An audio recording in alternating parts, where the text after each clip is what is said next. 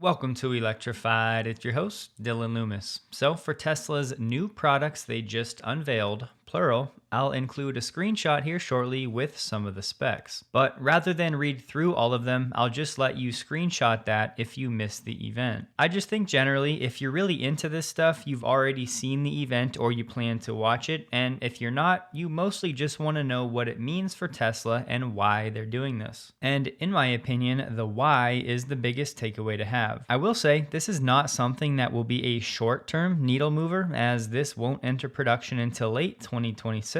Plus, it's not a consumer product, so I understand some people will not find it interesting. But once you understand what this means for Tesla, I do think most people will then be excited about the product for those that are long-term Tesla investors and or people that care about the grid and sustainable energy and resilience, all of that. And just FYI, that Megapack Mini I speculated about last week seems to be off the table for now. So there was a reason I said there could be something else under those covers, and that's likely now the case, since Tesla didn't announce anything about a Megapack Mini or a new power pack, at least not yet. So for now, let's set the stage with what we know. In short, Tesla's new Megablock is like Legos. It's 4 Megapack 3s bundled into one unit connected to a central transformer and switchgear. Each Megapack 3 is now 5 megawatt hours, up from 4 megawatt hours on the Megapack 2 XL. So 4 of those gives us 20 megawatt hours total per block. And what do you know, just this week, Energy Storage News did a piece on the energy policy changes of the current administration that, in my eyes, are a disaster. But beyond that, here's what they said. The turbulence that's been generated by the administration changes the opportunity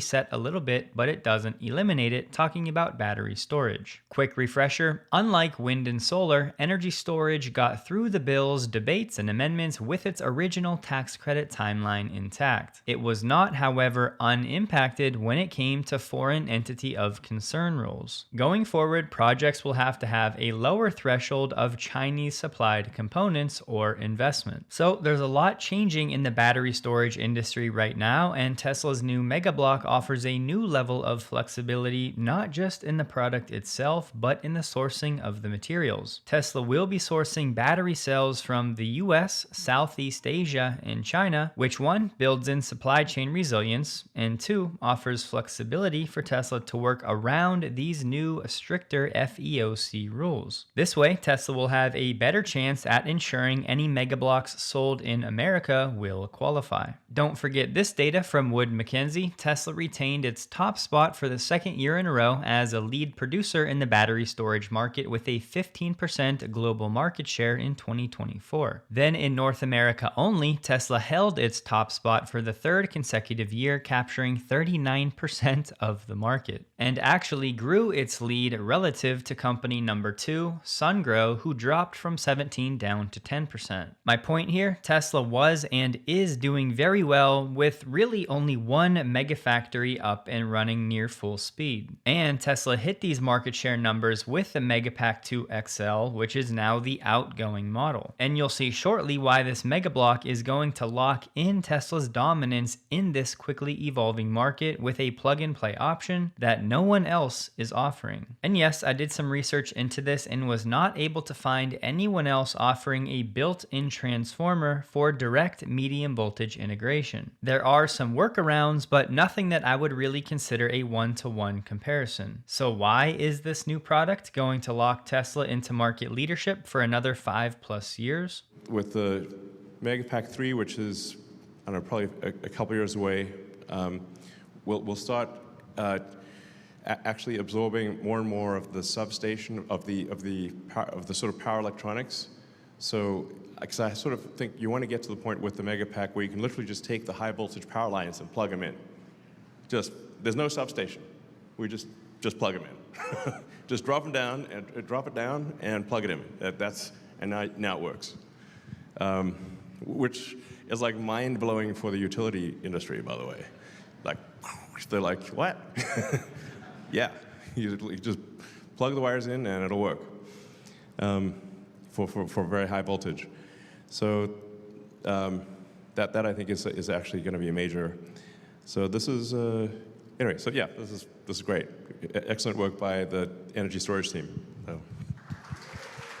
I will say, Elon's predicted high voltage tie-in may not be here yet with Megablock, as this is described as a pre-engineered medium voltage block with components optimized for medium voltage. I think if Tesla had a high voltage plug-and-play solution, they would have mentioned that at least once. So direct tie-ins to high voltage likely is not here yet, as that would bring a host of new engineering and regulatory challenges for compliance, safety, thermal management, insulation clearances, etc. In short, the Megablock is an intermediary step and part of Elon's plans to absorb more substation functions for eventual direct high voltage plugs. Just know, Megablock can still be used in high voltage situations, it would just still require some extra infrastructure. I would also add, this will not materially change the addressable market, as most deployments are at the distribution level, aka medium voltage, for things like local grid support, integrating renewable energy, or for behind the meter stuff at industrial sites. And again, Megablock can still work at high voltage sites, it would just need that extra infrastructure. So yes, hypothetically, even if Tesla only targeted medium voltage situations, that market will still offer effectively unlimited demand for Tesla for the next few years at least. And if you're not familiar with the grid, transformers are a key part of these substations where they step up or down the voltage, generally lower for safe use in homes and higher for long distance travel, aka transmission. And here's the core thesis of why Tesla is doing this. Look at what's going on in the transformer market. Pressure on power infrastructure in the US is intensifying, with a supply shortage for power and distribution transformers to hit 30% and 10% respectively this year. That according to Wood Mackenzie. This surging transformer demand has created a significant supply deficit, with domestic manufacturing capacity unable to keep pace. Utilities are routinely turning to the import market to meet project timelines. In 2025, imports will account for an estimated 80% of US power transformer supply and 50% of the distribution transformer supply, which becomes a bigger problem when you consider tariffs. Policy shifts further complicate transformer supply chains, as the evolving trade landscape in the US will exacerbate recent price increases for transformers. Transformer costs are expected to increase due to new tariffs, as both imported and domestically produced units will be subject to higher unit costs due to the wide array of new tariffs, with more, including 50% on copper, set to come into effect in August, further intensifying the cost increases. So yes, even some of Tesla's domestic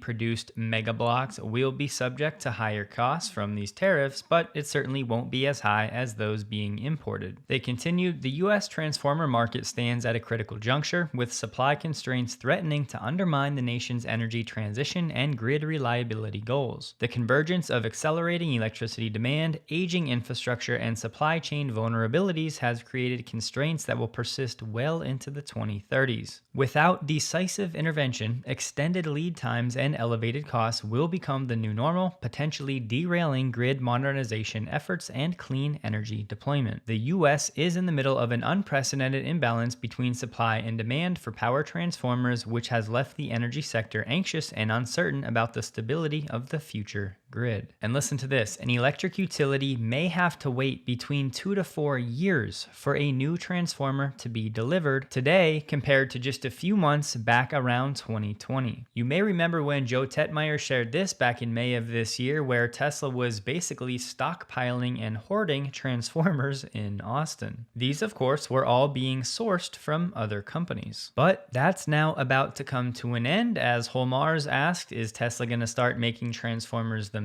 To which Elon said yes. This is who Tesla is at its core, rather than being tied to the transformer industry and rising costs and lead times. Tesla's just going to make its own in-house. I did a little digging and found this from GE Vernova in its 2024 report. And yes, this was a spin-off of General Electric. Here's the EBITDA for its electrification segment, which does include its transformer business and a few other things, but primarily transformers. Doing the math, the EBITDA margin works out to 29%. meaning I think it's safe to say that transformer gross margins can be anywhere from 20 to 35%. So, of course, Tesla not having to pay these margins to someone else, not having to worry about tariffs for imports, at least to a lower degree, maybe not zero, and not having to worry about acquisition lead times as Tesla scales up its own production now. And Tesla's claim of 1 gigawatt hour deployed in 20 days could be an order of magnitude faster than the industry average for comparable projects, but looking into this, there are so many variables here, I would not be dogmatic about that comparison. I would, however, be very confident in saying Tesla's new commissioning times are going to be industry leading. And there really are a few other rabbit holes I could go down here, like Megablock being optimized for 8-hour durations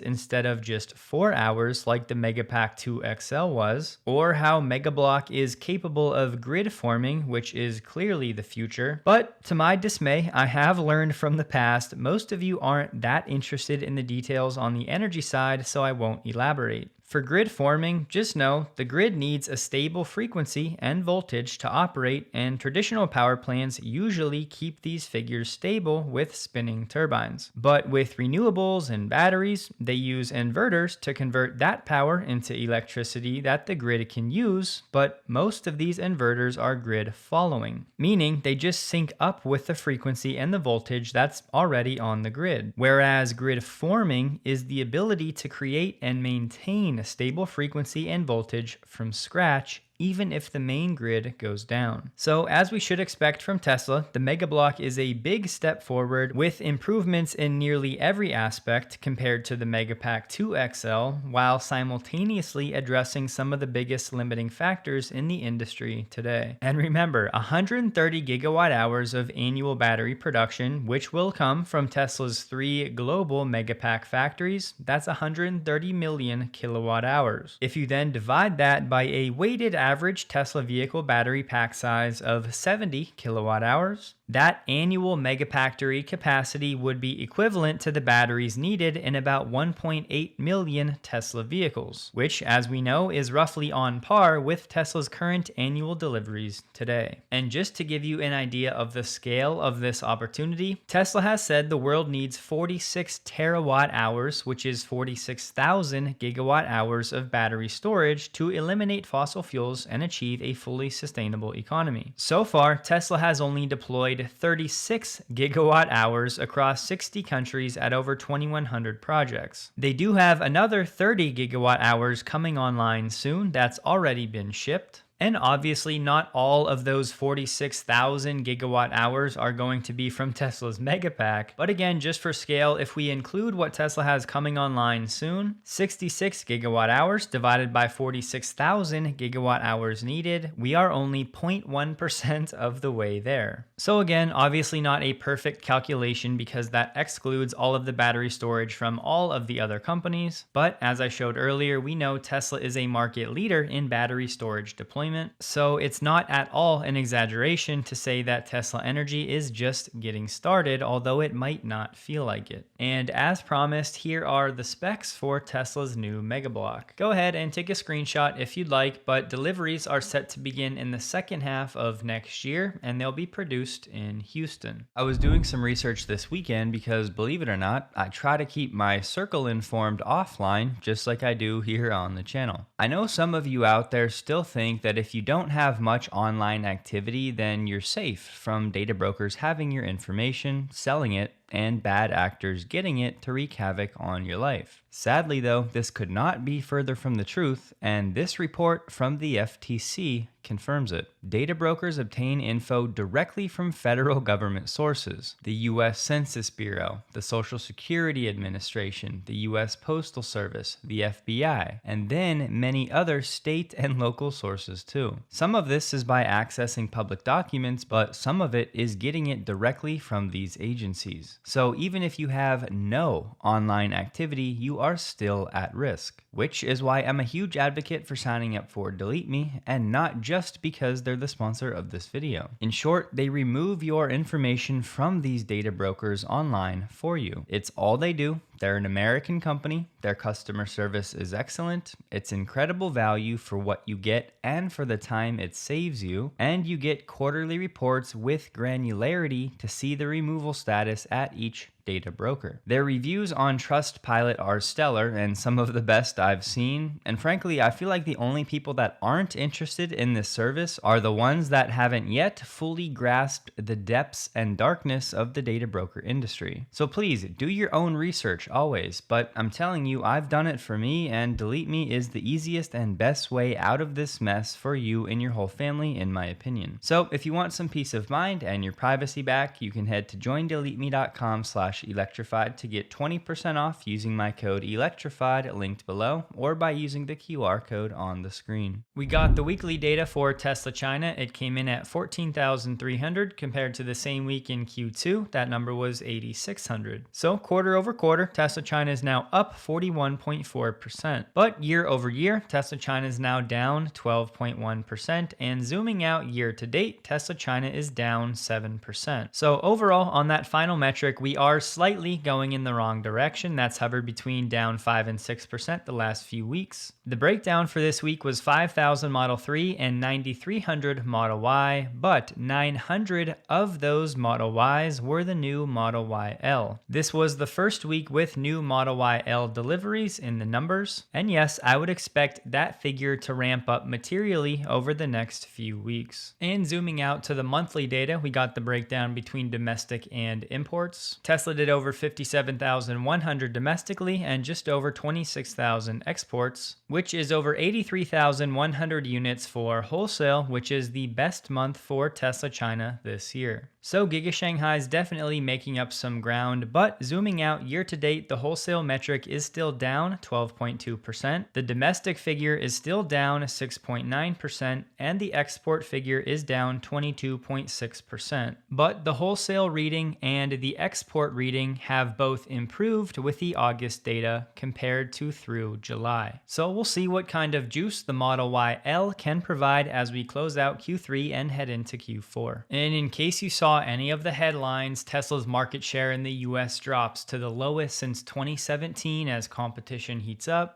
Do not be alarmed. This is the one we've talked about now for years. It is literally just math. As the EV market share grows, Tesla's percentage of it is naturally going to come down. As we said all along, Tesla was never going to maintain an 80% share of the US EV market. Fast forward to today, Tesla's EV market share in the US for August was 38%. And I'll say it, if you're a fan of electric vehicles in general and you want to see the roads electrified, this would actually be something to celebrate, because it means other EV makers are finally starting to sell EVs. Not anywhere near the levels we would like them to, but more than they have to date. When it comes to Optimus, these images were shared, and of course everybody ran with it and said, look at Optimus V3 and how incredible it is. And I hope all of you were able to catch my episode titled New Optimus Video, Not What You Think, because thankfully a few days later Elon confirmed what we knew to be true. Nick shared this image, to which Elon responded saying, "We haven't shown Optimus version 3 yet. It is sublime. The second two images are version 2 and version 2.5. So this gold version of Optimus with what appears to be black gloves is version 2.5. We have not seen version 3. As we said, as we get closer to production, Tesla will likely want to keep its cards closer to its chest. We've talked many times about how the hands from the elbow down are the most critical part of a humanoid robot that can do nearly everything us humans do. According to Elon and the team, that is the hardest engineering problem to solve. Elon told us the competition goes frame by frame through Tesla videos to try to decipher what Tesla is doing so they can copy it. So as an investor, I would almost rather Tesla not release any demo videos of Optimus, but of course as a fan, I want to see everything they have. And as Sawyer shared, if you zoom in and brighten up the image a bit, you can see the camera placement for the eyes in the Optimus head, which I found to be interesting. The all-black version of Optimus is back at the Tesla diner, serving popcorn once again. This is probably my favorite color scheme. And to the best of our knowledge, this Optimus serving popcorn is being teleoperated. But in this image shared by Ryan, you can see Optimus was actually plugged in and charging while operating. He said the Optimus head and the outline glows green while it's plugged in, and because it's an early build, they had to unclip the panel to plug it in. He then asked what the camera on the back of the head was for, which it's certainly many things, but not the least of which is how Optimus will charge in a factory setting. We've seen the videos where Optimus will effectively back up against the wall and then slightly kneel down to charge itself. And of course, this camera would be critical for proper alignment.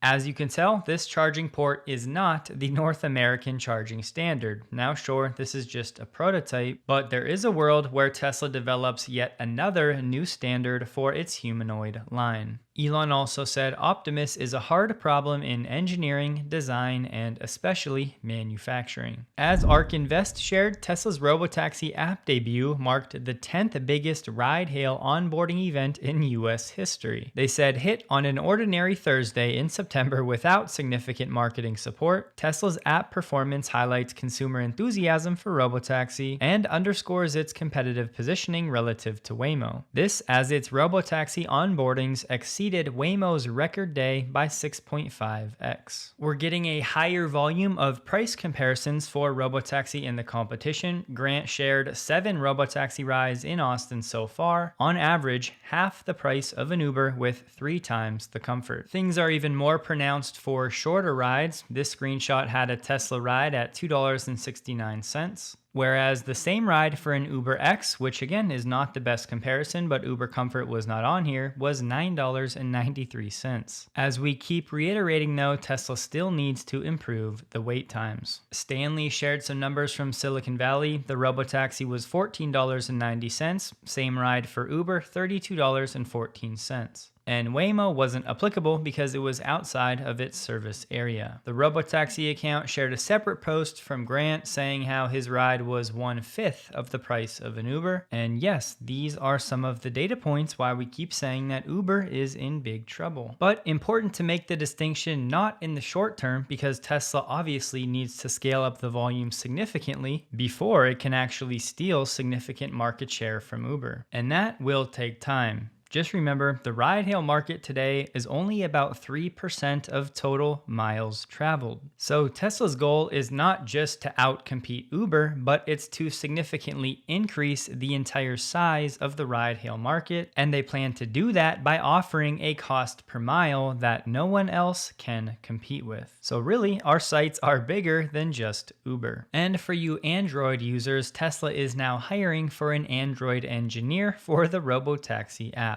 So be encouraged. Aaron Lee shared this video of supervised FSD at a toll booth, and I personally have no confidence that my version of FSD would be able to pull this off.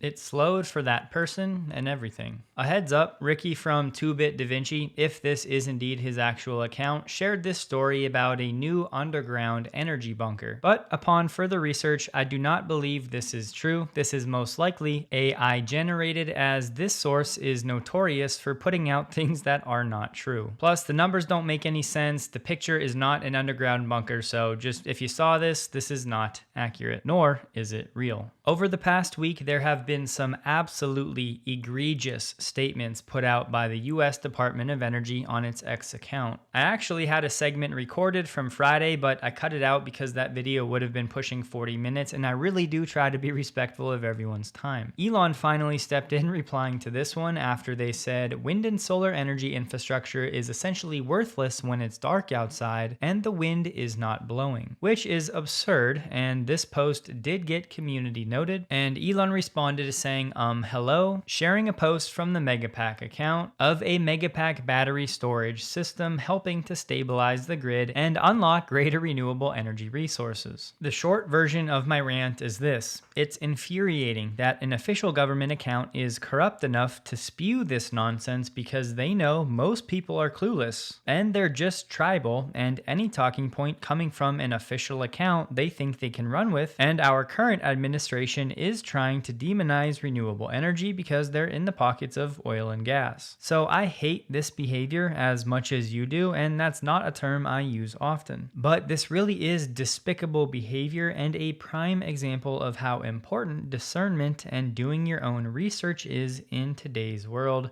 no matter the topic. And while you listen to what Chamath said, just think of one company that comes to mind. He said at some point in the near future, the largest power utility in America will be a company that A, has sold tens of millions of households the ability to generate their own electricity, and B, uses an app and sensors to tie them all together as a distributed power utility. Think virtual power plant, aka think Tesla. Wes, the lead engineer for the Cybertruck, has confirmed that wireless charging will not be coming to the Cybertruck. It's been canceled due to physics and efficiency challenges. The core problem is the Cybertruck's high ground clearance, which creates too big of a distance between the charging pad on the ground and the lowest point of the vehicle's body. Tesla never took wireless charging on the Cybertruck past a prototype due to the air gap reducing efficiency. He said wireless charging for something as far off the ground as the Cybertruck is silly. So unless something changes for now, your future autonomous Cybertruck will need to be plugged in by someone or something. Tesla's up to something in Thailand, as the Ministry of Transport is in discussions with Tesla to jointly drive cooperation in EVs, autonomous driving, and clean energy use. They're trying to make Thailand a regional EV hub. They're also exploring ways to work together to deploy FSD in Thailand. The first Model Y deliveries have begun in India, the first one in Mumbai. Their minister said, in the coming 10 years, our dream is that the maximum number of vehicles in Maharashtra should be electric. So maybe, just maybe, put your policies where your mouth is and bring down those import tariffs. Real estate company Aldar is going to build a purpose-built facility in Abu Dhabi, and this will be a Tesla showroom, service center, and delivery center in one site. And this will be the UAE's first Tesla Experience Center. Finally, Canadians got some good news when it comes to Tesla, as the first shipment of Model Ys from Berlin has made it to Canada. This is important because if you've been following the story for the past few months, the pricing for Teslas in Canada has continually gone up, largely thanks to tariffs, both for vehicles imported from China and the United States, which is where most of the Canadian supply has come from. But now Tesla is working around that by going back to shipping vehicles from Berlin to Canada, and for some variants, the pricing of Model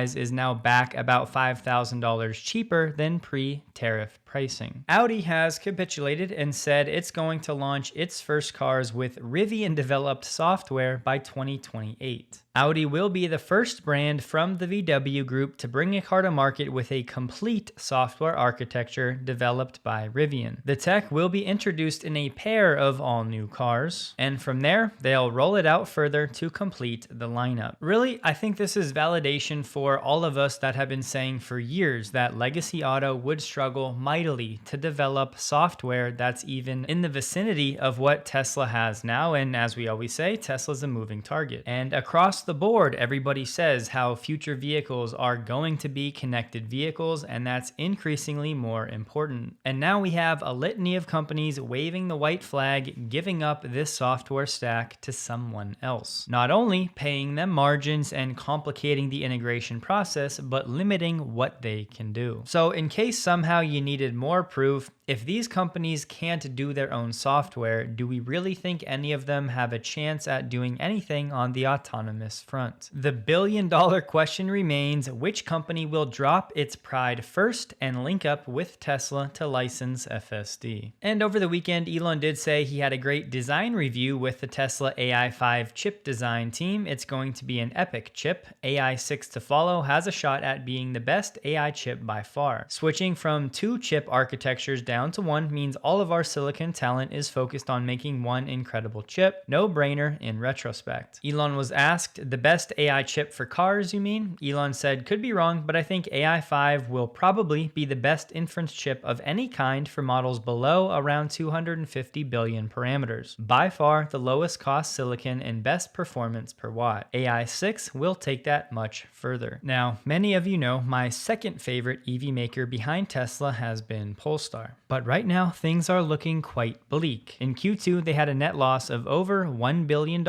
This compared to a $268 million loss 1 year ago. After their earnings, they said, we will not grow in the US at any cost because the financial exposure is then too high. 77% of Polestar's sales were generated from Europe, while only 8% came from the US in the first half of this year. Polestar has burned through significant amounts of cash in its push to achieve scale and has consistently faced challenges managing liquidity as well as debt levels. The company initially aimed to reach cash flow break even this year, but adjusted it to January 2027 before suspending the forecast altogether due to uncertainty brought on by tariffs. And during Polestar's earnings, they said uncertainty related to the execution of management's liquidity and funding plan indicates the existence of a material uncertainty that may cast significant doubt upon Polestar's ability to continue as a going concern. Translation: without more backing from Volvo, Geely, or some other party, bankruptcy concerns are on the table. Now look, maybe it's just my personal bias here, but I have a feeling Volvo or Geely will step in and provide more capital to help bridge the gap, to keep Polestar running in an attempt to help it get to some level of scale where these financial woes cease. Unfortunately, recently for Polestar, it's just been one challenge after another and turmoil everywhere you look. Tariffs for a company making most of its vehicles in China are brutal. I will say, for as much as I love Polestar vehicles and their styling and the brand ethos, their vehicles are still too expensive. Polestar still doesn't have nearly enough brand recognition in the United States, which should be a huge market for growth, and their lack of physical locations across the US does not help at all for people experiencing the brand. There's been CEO turnover when Ingenloth left the company last year. There were delays with the launch of the Polestar 3 thanks to software problems. So yeah, it's just been really tough out there for Polestar, and I think the biggest reason by far is that 100% tariff on EVs made from China, which effectively eliminates Polestar completely from the US market. So hopefully they can pivot and expand elsewhere until they figure something out. Maybe they can produce more vehicles at its plant in South Carolina, but we'll just have to wait and see. This is pretty nifty from Tesla Charging, introducing multipass using your Tesla account to charge at non-Tesla chargers. Just activate your Tesla key card or use the Tesla app to start charging at non-Tesla chargers. Find them, begin the charge, and view the charging history all in the same location. This is now live for Tesla owners in the Netherlands and expanding to more sites and countries soon. Maybe you think this is a small thing, but I think this is brilliant, and it's Tesla at its best being efficient with what it has, making the consumer experience as easy and seamless as possible. And the word is Tesla is trying to gather volumes of data, which is coming from all of the sales of the privately owned fleet, and also the Robotaxi and ride-hail fleet, to train their software, this before applying to qualify and to test their vehicles as driverless vehicles so they can service the San Francisco and San Jose airports. The San Jose airport directs both types of companies like Uber and Waymo to request a new ground transportation permit and to secure a business license from the city of San Jose. But they later said it's not just those two. Tesla has started asking Silicon Valley's 3 busiest airports about getting the green light. Tesla Tesla's senior regulatory counsel said Tesla was initiating engagement with the following airports to secure the necessary approvals to conduct pickups and drop-offs at the San Francisco International Airport, San Jose Mineta International, and Oakland International. Of course, airports are prime targets for robotaxi companies whose rush to access them has set off lobbying sprees and bitter clashes between the nascent industry and organized labor in cities across the US, which is part of why there are actually senators like Josh Hawley who is calling to ban driverless cars. I don't think this will go anywhere, but something to monitor. But SFO's public information officer said, "We have received a request from Tesla expressing interest in securing a permit for operations at SFO and have responded back to begin scheduling discussions on this." A spokesperson from the San Jose airport said Tesla had also inquired about obtaining a permit to operate the ride-hailing service, though so far none have been issued nor has any application been filed. And at the Oakland airport, a rep said, "Our team has been in contact with Tesla's public policy and business development team, but we have not yet met with them." Unfortunately, they did not give us any other tangible information, and I don't think this should be a surprise to hear that Tesla is working to eventually service airports everywhere that it operates, but until now it's been speculation on our part, and now we have some validation. Tesla stock closed the day at $346.97, up 0.16%, while the NDX was up 0.33%. The volume was 21% below the average. Don't forget, check out Delete Me linked below for those interested, and just so you know, it is a major help to supporting the channel. Hope you have a wonderful day. Please like the video. If you did, you can find me on X linked below, and a huge thank you to all of my Patreon supporters.